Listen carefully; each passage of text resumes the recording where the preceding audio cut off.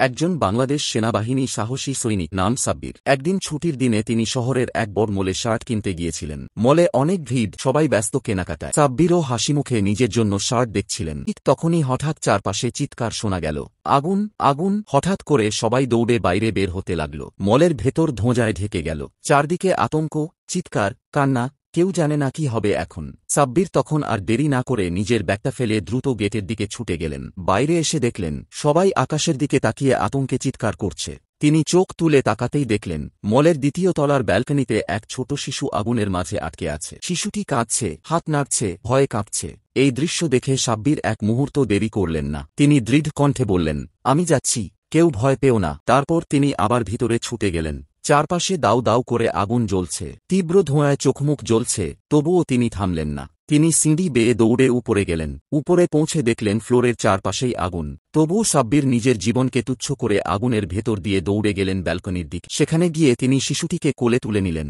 তারপর এক মুহূর্ত দেরি না করে ব্যালকনি থেকে নিচে লাফ দিলেন। নিচে ভিড় জমে গেল, সবাই হতবাক। শিশুটি নিরাপদে আছে, কিন্তু সাব্বির নিজে গুরুতর আহত হয়ে পড়লেন। লোকেরা দ্রুত দৌড়ে গিয়ে সাব্বিরকে হাসপাতালে নিয়ে গেল। দীর্ঘ চিকিৎসার পর অবশেষে তার জীবন বাঁচানো সম্ভব হয়। জ্ঞান ফিরলে সাব্বির শুধু মৃদু হেসে বললেন, বাংলাদেশ সেনা হিসেবে মানুষের জীবন বাঁচানোই আমার সবচেয়ে বড় গর্ব। কিন্তু এত বড় বীরত্বপূর্ণ কাজের পরও কেউ লাইক কিংবা সাবস্ক্রাইব